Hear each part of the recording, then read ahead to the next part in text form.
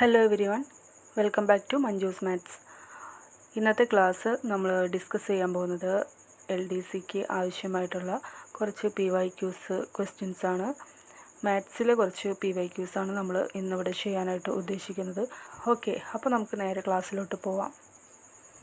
First question, 3 സംഖ്യകളുടെ തുക 572. ഒന്നാമത്തേത് രണ്ടാമത്തേതിൻ്റെ ഇരട്ടിയാണ്. മൂന്നാമത്തേത് ഒന്നാമത്തേതിൻ്റെ 1/3 എങ്കിൽ അവയിലൊരു സംഖ്യ താഴെ പറയുന്നവയിൽ ഏതാണ്? അപ്പോൾ എന്തൊക്കെയാണ് തന്നിട്ടുള്ളതെന്ന് നമുക്ക് ആദ്യം തന്നെ നോക്കാം. 3 സംഖ്യകളുടെ തുക 572 ആണെന്ന് തന്നിട്ടുണ്ട്. അപ്പോൾ നമുക്ക് സംഖ്യകളൊന്നും അറിയില്ല. നമ്മൾ അറിയാത്തത് കൊണ്ട് സംഖ്യകളിനെ ABC എന്ന് 3 സംഖ്യകൾ നമ്മൾ എടുത്തു. അപ്പോൾ അവയുടെ തുക 572 എന്ന് നമുക്ക് തന്നിട്ടുള്ളതാണ്. അപ്പോൾ അതിനെ നമുക്ക് A+B+C എന്ന് പറയുന്നത് 572 എന്നെടുത്തു. ഇനി നെക്സ്റ്റ് തന്നിരിക്കുന്നത് ഒന്നാമത്തേത് രണ്ടാമത്തേതിൻ്റെ ഇരട്ടിയാണെന്ന് തന്നിട്ടുണ്ട്. അപ്പോൾ ഒന്നാമത്തെ സംഖ്യ A ആണ് നമ്മളെടുത്തത്. അപ്പോൾ ഒന്നാമത്തെ സംഖ്യയായിട്ടുള്ള A എന്ന് പറയുന്നത് രണ്ടാമത്തേതിൻ്റെ ഇരട്ടിയാണ്. രണ്ടാമത്തെ സംഖ്യ B ആണ്. അപ്പോൾ ഇരട്ടി എന്ന് പറയുമ്പോൾ 2 × B. ഓക്കെ, ഇത് ഇക്വേഷൻ നമ്പർ 1 എന്ന് ജസ്റ്റ് കൊടുക്കുകയാണ്. മൂന്നാമത്തേത് ഒന്നാമത്തേതിൻ്റെ 1/3 തന്നിട്ടുണ്ട്. അപ്പോൾ മൂന്നാമത്തേത് C ആണല്ലോ. C എന്ന് പറയുന്നത് ഒന്നാമത്തേൻ്റെ 1/3. അതായത് ഒന്നാമത്തേന്ന് പറഞ്ഞ A ആണ്. Aൻ്റെ 1/3 എന്ന് പറഞ്ഞാൽ A × 1/3 = A/3 എന്ന് എഴുതിക്കൂടെ. അപ്പോൾ ഇത്രയും കാര്യങ്ങളാണ് നമുക്ക് ക്വസ്റ്റ്യനിൽ തന്നിട്ടുള്ളത്. ഇനി നമുക്ക് ഈ ഒരു ക്വസ്റ്റ്യൻ എങ്ങനെയാണ് ചെയ്യേണ്ടതെന്ന് നോക്കാം. നമുക്കറിയാം ഇക്വേഷൻ നമ്പർ 1 പ്രകാരം A+B+C = 572 ആണ്. ഇതിൽ നമുക്ക് ഈ വാല്യൂസ് അങ്ങ് ഇട്ട് കൊടുക്കാം. ഈ വാല്യൂസ് നമുക്ക് ഇട്ട് കൊടുക്കാം. A എന്ന് പറയുന്നത് 2B ആണ്. അപ്പോൾ Aൻ്റെ സ്ഥാനത്ത് ഇക്വേഷൻ നമ്പർ 1 Aയുടെ സ്ഥാനത്ത് നമ്മൾ 2B എന്നിട്ട് കൊടുത്തു. പ്ലസ് B അങ്ങനെ തന്നെ എഴുതി. C എന്ന് പറയുന്നത് A/3 ആണ് അല്ലേ. A/3, Aൻ്റെ വാല്യൂ 2B ആണ്. അപ്പോൾ ഈ A/3 നമ്മൾ Aയുടെ വാല്യൂ ആയിട്ടുള്ള 2B ഇട്ട് കൊടുക്കുന്നു. അപ്പോൾ 2B/3 എന്നാവും. അപ്പോൾ C = A/3 ആണ്. A/3 Aൻ്റെ വാല്യൂ നമ്മൾ 2B ഇട്ട് കൊടുത്തു. അപ്പോൾ ഇക്വേഷൻ നമ്പർ 1 ഇട്ട് കൊടുക്കുമ്പോൾ 2B/3 എന്ന് കിട്ടും. = 572. മനസ്സിലായല്ലോ. ഇനി നമ്മളിതങ്ങ് ആഡ് ചെയ്യാണ്. എല്ലാം ആഡ് ചെയ്യുമ്പോൾ 3B + 2B / 3 = 572.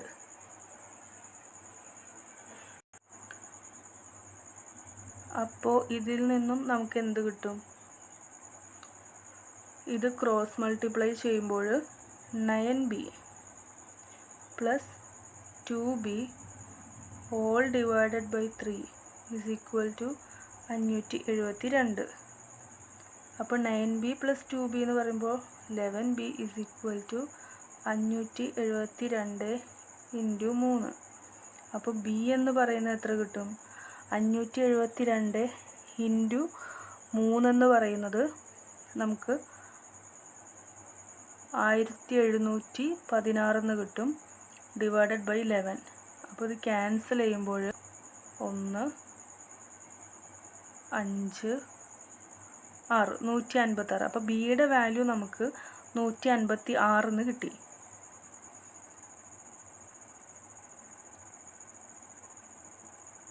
അപ്പോൾ ബിയുടെ വാല്യൂ നമുക്ക് 156 എന്ന് കിട്ടി. നമുക്ക് കാണേണ്ടത് അവയിൽ ഒരു സംഖ്യ താഴെ പറയുന്നവയിൽ ഏതാണെന്നാണ് ചോദിച്ചിരിക്കുന്നത്. അപ്പോൾ ABC കണ്ടിട്ട് അതിൽ ഏതെങ്കിലും ഒരു സംഖ്യ ഈ തന്നിരിക്കുന്ന ഓപ്ഷനിൽ ഉണ്ടോയെന്ന് കണ്ടെത്തണം. 156 അതിലില്ല.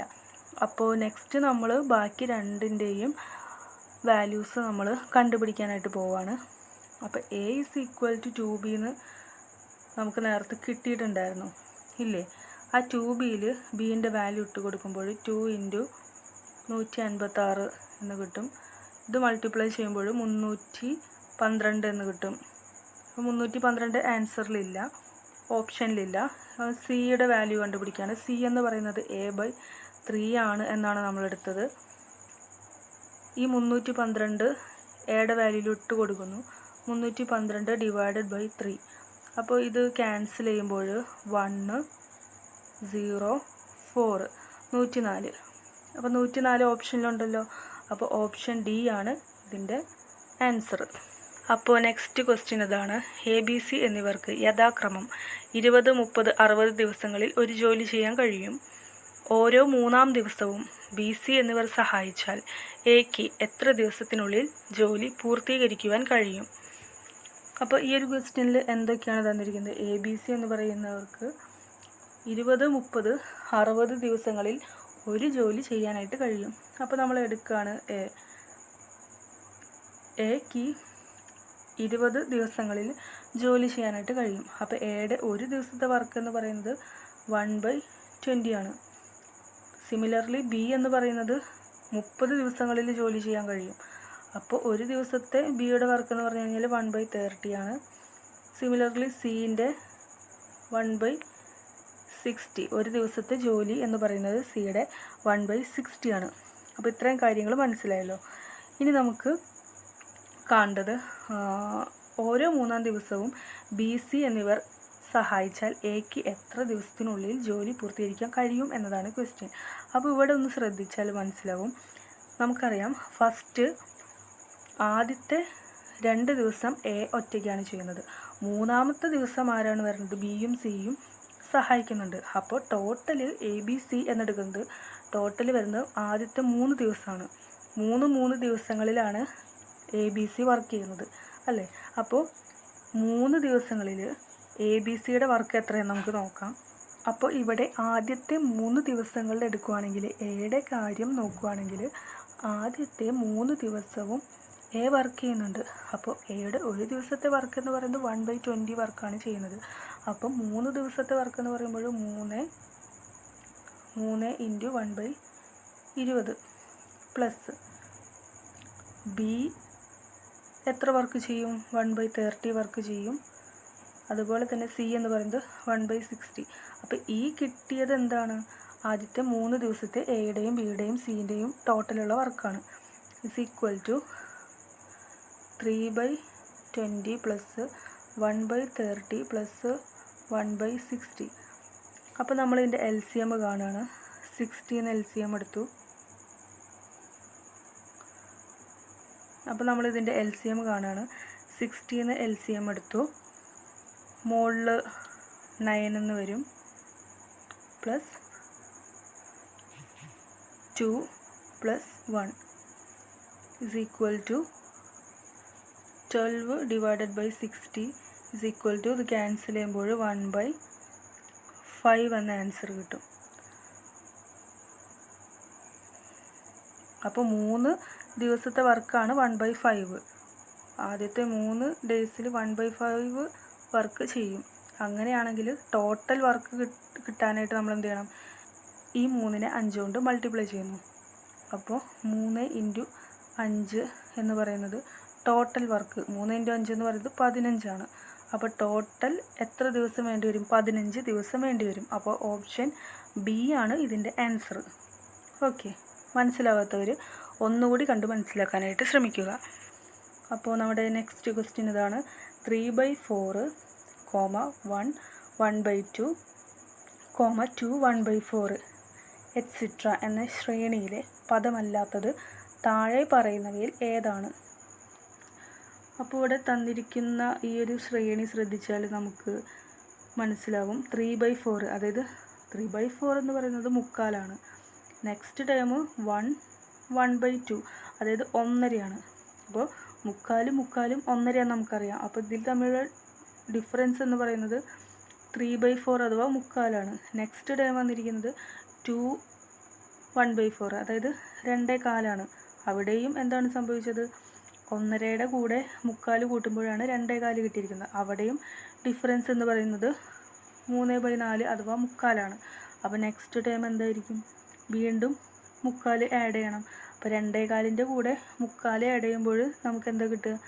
3 എന്ന് കിട്ടും നെക്സ്റ്റ് ടൈം.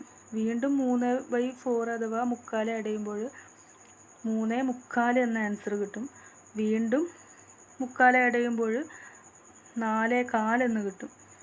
അപ്പോൾ ഈ താഴെ പറയുന്നവയിൽ പദമല്ലാത്തതാണ് ചോദിച്ചിരിക്കുന്നത്.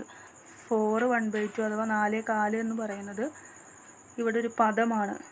അപ്പോൾ ഇതിൽ പദമല്ലാത്തത് വരുന്നത് ഓപ്ഷൻ ബി ആണ് answer 4.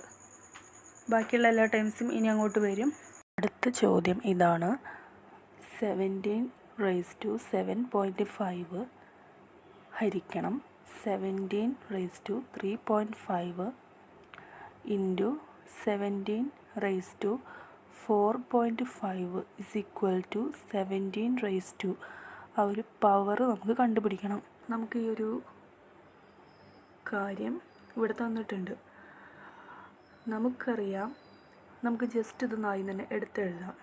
17⁻7.5 divided by 17⁻3.5 into 17⁻4.5 is equal to 17 ഈ പവറാണ് നമുക്ക് കാണേണ്ടത്. അപ്പോൾ ബോഡ് മാസിൻ്റെ റൂളൊക്കെ നിങ്ങൾ പഠിച്ചിട്ടുണ്ടാവും. അപ്പോൾ ആ ഒരു റൂള് വെച്ചിട്ട് ഡിവിഷനും മൾട്ടിപ്ലിക്കേഷനും വന്നു കഴിഞ്ഞാൽ നമ്മൾ ആദ്യം ചെയ്യേണ്ടത് ഡിവിഷനാണെന്ന് അറിയാലോ. അപ്പോൾ ആ ഒരു കാര്യം നമ്മൾ എടുക്കുകയാണ്. മാത്രമല്ല നമ്മൾ പഠിച്ചിട്ടുണ്ട് a⁻m ഡിവൈഡഡ് ബൈ a⁻n എന്ന് പറയുന്നത് a⁻m - n ആണ്. ഓക്കെ, ഇവിടെ ഡിവിഷൻ ആണല്ലോ, അപ്പോൾ പവറിൽ a⁻m - n എഴുതാം. അപ്പോൾ അതേ കാര്യം നമ്മളിവിടെ അപ്ലൈ ചെയ്യുകയാണ്. ഇവിടെ ഡിവിഷൻ ആയതുകൊണ്ട് 17 ഇവിടെ രണ്ടിടത്തും 17 അല്ലേ, അപ്പോൾ 17 കോമൺ ആയിട്ട് എടുത്തു. അതിൻ്റെ പവറിൽ 7.5 മൈനസ് 3.5 എന്ന് എടുക്കുന്നു. ഓക്കെ, ഇതിൻ്റെ വാല്യൂ എത്രയാണ്? ഇത് ഈക്വൽ ടു 17⁻4 എന്ന് കിട്ടും. ഇനി നമുക്കുള്ളത് എന്താണ്? അപ്പോൾ ഇത്രയും കാര്യം നമ്മളിവിടെ ചെയ്തു. അപ്പോൾ ഇതിൻ്റെ വാല്യൂ 17⁻4 ആണ്. അത് നമ്മൾ ഇതിലിട്ട് കൊടുക്കുകയാണ്. അപ്പോൾ എന്താവും? 17⁻4 ഇൻറ്റു 17⁻4.5 ഇസ് ഈക്വൽ ടു 17 അറിയില്ല, നമുക്ക് കണ്ടുപിടിക്കണം. അപ്പോൾ ഇവിടം വരെ ക്ലിയർ ആണല്ലോ. അപ്പോൾ നമുക്ക് ഇതേപോലെ വേറൊരു കാര്യം കൂടി അറിയാം. a⁻m ഇൻറ്റു a⁻n എന്ന് പറയുന്നത് a⁻m + n ആണെന്ന് നമുക്കറിയാം. അപ്പോൾ ആ ഒരു കാര്യം നമ്മൾ ഇവിടെ അപ്ലൈ ചെയ്ത് കൊടുക്കുകയാണ്. ഇവിടെ ഇൻറ്റു അല്ലേ വന്നിരിക്കുന്നത്, അഥവാ മൾട്ടിപ്ലിക്കേഷനാണ് വന്നിരിക്കുന്നത്. അപ്പോൾ നമുക്കിതിനെ എങ്ങനെ എടുത്തെഴുതാം? 17⁻m + n എഴുതാൻ പറ്റും. അതായത് 4 + 4.5. അപ്പോൾ നമുക്ക് എത്ര കിട്ടും? ഇത് 17 നമുക്ക് അറിയില്ല, അതങ്ങനെ തന്നെ എടുത്ത് എഴുതി.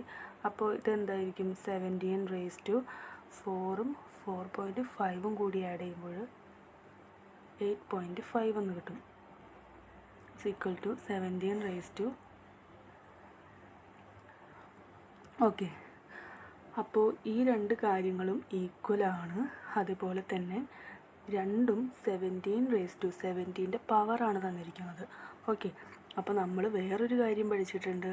a⁻m is equal to a⁻n ആണെങ്കിൽ m is equal to n എന്ന് എഴുതാൻ പറ്റും. അതായത് പവറുകൾ ഈക്വലായിട്ട് എഴുതാൻ പറ്റും. അപ്പോൾ ഈ ഒരു കാര്യത്തിൽ നിന്നും നമുക്ക് എന്ത് കിട്ടും? 8.5 ആണ് ഇവിടുത്തെ പവറെന്ന് നമുക്ക് എഴുതാൻ പറ്റും. അപ്പോൾ ഇതിൻ്റെ ആൻസർ ഓപ്ഷൻ ഡി 8.5 ആണ്. ഓക്കെ, അപ്പോൾ ഈ ഒരു ക്വസ്റ്റ്യൻ നിങ്ങൾക്ക് മനസ്സിലായി എന്ന് കരുതുന്നു. നമുക്ക് അടുത്ത ചോദ്യത്തിലോട്ട് പോവാം. ഓരോ വർഷവും 15% വീതം ഈ വേസ്റ്റ് വർദ്ധിച്ചു കൊണ്ടിരിക്കുന്നു എന്നാണ് പഠന റിപ്പോർട്ട്. 2020 ഏകദേശം 20 കോടി ടൺ ഈ വേസ്റ്റ് ഉണ്ടെന്നാണ് കണക്കാക്കിയിരുന്നത്. എങ്കിൽ 2024 ആകുമ്പോൾ എത്ര ടൺ ഈ വേസ്റ്റ് ഉണ്ടാകാൻ സാധ്യതയുണ്ട്? അപ്പോൾ നമുക്ക് തന്നിരിക്കുന്ന കാര്യങ്ങൾ എന്തൊക്കെയാണെന്ന് നോക്കാം. ഓരോ വർഷവും 15% വീതം ഇ വേസ്റ്റ് വർദ്ധിച്ചുകൊണ്ടിരിക്കുന്നു. 2024 20 കോടി ഉണ്ട്. അങ്ങനെയെങ്കിൽ 24 ആകുമ്പോൾ എത്ര ഉണ്ടാകാൻ സാധ്യതയുണ്ടെന്നാണ് നമുക്ക് കണ്ടുപിടിക്കേണ്ടത്. ഇവിടെ നമ്മൾ സിമ്പിൾ ഇൻട്രസ്റ്റും കോമ്പൗണ്ട് ഇൻട്രസ്റ്റും അഥവാ പലിശ, കൂട്ടുപലിശ അതൊക്കെ നമ്മൾ പഠിച്ചിട്ടുണ്ട്. ആ ഒരു കാര്യം ആണ് ഇവിടെ അപ്ലൈ ചെയ്യുന്നത്. ഇവിടെ തന്നിരിക്കുന്നത് ഓരോ വർഷവും 15% വീതം വർദ്ധിച്ചുകൊണ്ടിരിക്കുകയാണ്. അതായത് കഴിഞ്ഞ വർഷത്തിനേക്കാളും അടുത്ത വർഷം വരുമ്പോൾ എന്തായിരിക്കും, കഴിഞ്ഞ വർഷത്തിൻ്റെ 15%ആണ് കൂടുന്നത്. പിന്നെയും നെക്സ്റ്റ് അതേപോലെ തന്നെയാണ് പോകുന്നത്, 15 വെച്ചിട്ട്. അതായത് കഴിഞ്ഞ വർഷം എത്രയാണോ അതിൻ്റെ 15%ആണ് വർദ്ധിക്കുന്നത്. അതായത് ഇവിടെ കൂട്ടുപലിശ അഥവാ കോമ്പൗണ്ട് ഇൻട്രസ്റ്റ് എന്ന് പറയുന്ന ആ ഒരു കാര്യം ആണ് ഇവിടെ നമ്മൾ അപ്ലൈ ചെയ്യുന്നത്. ഇപ്പോൾ കൂട്ടുപലിശയുടെ ഫോർമുല നമുക്കറിയാം. P × 1 + R/100 all raised to n ആണെന്നറിയാം. ഇവിടെ Pൻ്റെ വാല്യൂ എത്രയാണ്? P = 20 ആണ്. 20 കോടി തന്നിട്ടുണ്ട്. 20 കോടിയും തന്നിട്ടുണ്ട്. R എന്ന് പറയുന്നത് എത്ര പെർസെൻറ്റേജാണ്? 15% ആണ് വർദ്ധിക്കുന്നത്. n = എത്ര വർഷത്തേക്കാണ്? 2020 നിന്നും 24 അപ്പം 4 വർഷമാണ് ടോട്ടൽ നമുക്ക് കാണേണ്ടത്. ഓക്കെ, അപ്പോൾ നമുക്ക് ഈ വാല്യൂസൊക്കെ ഈ ഒരു ഇക്വേഷനിൽ ഇട്ട് കൊടുക്കാം.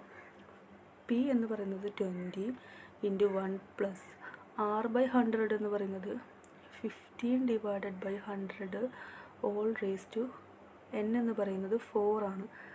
= 20 ഇവിടെ 115/100 all raised to 4 എന്ന് കിട്ടും. = 20 × 1.15 all raised to 4 എന്ന് കിട്ടും. = 20 × 1.15നെ 4 തവണ മൾട്ടിപ്ലൈ ചെയ്യണം. അപ്പോൾ 1.15 അതിനെ നമുക്ക് എങ്ങനെ എഴുതാം? 1.15 സ്ക്വയർ × 1.15 സ്ക്വയർ. അപ്പോൾ നെക്സ്റ്റ് നമുക്ക് എന്ത് കിട്ടും? നെക്സ്റ്റ് 20 × 1.15 സ്ക്വയർ എന്ന് പറയുന്നത് 2 തവണ മൾട്ടിപ്ലൈ ചെയ്യുമ്പോൾ 1.3225, അതായത് 115 × 115 എന്ന് കണ്ടാൽ മതി. അതിന് ശേഷം ഡെസിമൽ കഴിഞ്ഞിട്ട് 2 സ്ഥാനങ്ങളാണ് ഉള്ളത്. അതുകൊണ്ട് ടോട്ടൽ 4 സ്ഥാനം നീക്കിയിട്ട് പോയിൻ്റ് ഇടണം. വീണ്ടും 1.3225 എന്ന് കിട്ടും. = 20 × ഇത് രണ്ടും മൾട്ടിപ്ലൈ ചെയ്യുമ്പോൾ നമുക്ക് 1.749000625 എന്ന് കിട്ടും. അപ്പോൾ ഇതിന് നമ്മൾ അപ്രോക്സിമേറ്റ്ലി എടുക്കുന്നത്